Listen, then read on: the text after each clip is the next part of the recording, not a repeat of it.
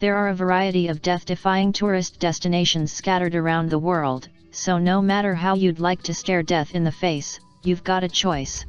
These are the top 10 world's deadliest tourist destinations. Number 10. Yosemite National Park's Half Dome. In total, around 60 people have died on Half Dome and the trail leading up to it. Hiking up Half Dome takes an entire day, during which you'll climb over 1,500 meters, burn anywhere from 4,000 to 9,800 calories, and climb the last 120 meters nearly vertical with the assistance of metal cables. And that's where many of the problems start to occur. Hikers are discouraged from undertaking the climb when conditions are wet, because the combination of slippery cables and slippery rocks can be deadly, so deadly, in fact, that the bottom part of the cliff on the same side as Mirror Lake is known as the death slabs. Even when it's not wet and slippery, accidents are still well documented. Number 9. Alnwick Gardens. Alnwick Gardens, known as the Poison Garden, and it's full of warnings and plants that can cause certain death. Even though visitors are a relatively safe distance from the plants and can't actively smell or touch them, some have fainted from the toxic fumes that are released into the air. While some of the plants have a bizarre, unsettling history, like the angel's trumpet, which acts as an aphrodisiac before its poisonous effects kick in. Number 8. Hawaii's Volcano Tours. If you're the type that thinks checking out an active volcano is the way to go for a vacation, you're in luck, as you have a couple of different choices in Hawaii. Both have track records of death, and the National Park Service actually temporarily shut down the bicycle tour, mentioned below, in 2007 after there were 3 deaths and a number of serious injuries within the space of a year. For a fee about $100, tourists are driven up to the top of an active volcano and they then ride a bicycle down. Deaths came when people lost control of their bicycles on the downgrade, but that's not the only way taking a volcano tour can kill you. In the decade between 1992 to 2002, Hawaii Volcanoes National Park reported 40 deaths and 45 major injuries. Number 7. Skellig Michael. Visit Greater Skellig's website and you will be greeted with a safety video for visitors. It stresses that there are 600 ancient steps that wind their way up the side of the mountain, and there are absolutely no safety features whatsoever. There's also no food or water, visitor centers, toilets, or shelter. Getting to the island means an hour-long boat ride across potentially troublesome open ocean, and it's not uncommon for landing on the island to become impossible because of high waves and choppy water. The area is particularly prone to falling rocks, but that's not the only problem. The stone stairs, more than 1,000 years old, are rough, uneven, and meandering. Number 6. Praia da Boa Viagem. Praia da Boa Viagem has long been one of Brazil's premier destination spots for tourists from all over the world, but since 1992, the picturesque beach has been plagued by shark attacks. Between 1992 and 2012, there were 56 shark attacks at the beach. You might say, sure, but that's still less than Australia. But people have a better chance of walking away from a shark attack in Australia than they do at Praia da Boa Viagem. There, 1/3 of all attacks end in fatality.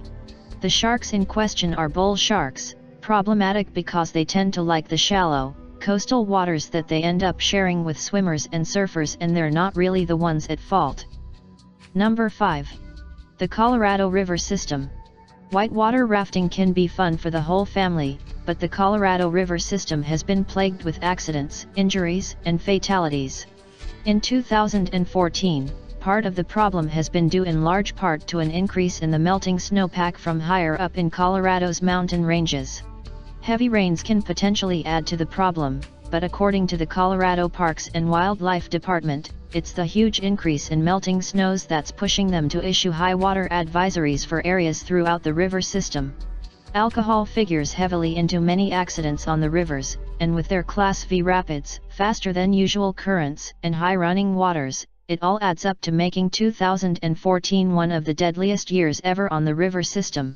During the first 7 months of 2014, 15 deaths occurred on the waterways, tying the record high from 2009. Number 4. The beaches of Acapulco. Acapulco is a name that's been synonymous with one of the most relaxing, luxurious vacation spots that Americans can easily get to. Beaches, nice weather, huge city blocks built with the comfort of tourists in mind. Unfortunately, those city blocks are in a city that has a crime rate that's almost 30 times higher than the American average. As recently as 2013, the murder rate was 142 per 100,000 citizens, and even though the city is quick to point out that it's mostly drug-related and not tourist-centric at all, 200 murders in January and February of 2013 alone isn't a great track record. There's also no public information that details just where there's the highest concentration of law enforcement patrols, or just where the murders happen. Number 3. Cliffs of Moher. The Cliffs of Moher have one of the most breathtaking views in Ireland, looking out over the rough Atlantic Ocean. Its rugged beauty is unobstructed by things such as safety rails, but the potential dangers are much greater than that.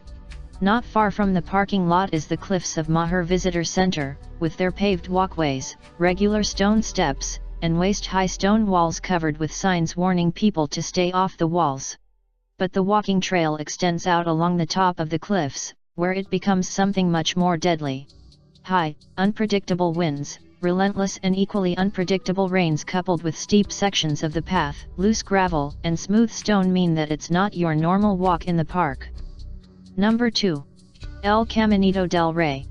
The Caminito del Rey is so named because the now deadly path was once walked by Spain's King Alfonso XIII, shortly after its installation between two power plants in the Gaitans Gorge. The man-made pathway is only about 1 meter wide and runs along a sheer cliff face about 100 meters tall. It's technically closed to the public and has been since 5 deaths between 1999-2000, but that doesn't stop countless people from making the hike every year. The pathway has fallen into disrepair over the years, and that's something of an understatement. In many places, all that remains of the pathway are rusted metal rails, leaving the most daring no choice but to look straight down at the rocks below rather than at a nice, secure, wooden path. Many of the support beams are rusted through, and in some places, there's no choice but to climb carefully along the side of the mountain. Number 1. The Kokoda and Black Cat Trails. The Kokoda Trail is nearly 100 kilometers, 60 miles, of hot, humid, treacherous, leech-infested territory running between the northern and southern coasts of Papua New Guinea. Its rainforests have exotic animals, jungles, clean water, and villages of native peoples who have lived off the land for generations. And every year, thousands of visitors make the trek, amid the threat of everything from trench foot to death. Walking the entire trail means 6 10-hour days of walking, climbing, and swimming. Everything you need, you have to carry with you. Mountains make the miles seem even longer, and all the while you're swatting mosquitoes that may or may not be carrying malaria. Walkers are escorted by guides, and along the way, many learn about the stories of the soldiers who fought and died in the old foxholes and amid the abandoned machinery. Dehydration, broken bones, and illness are the biggest threats, but there are others.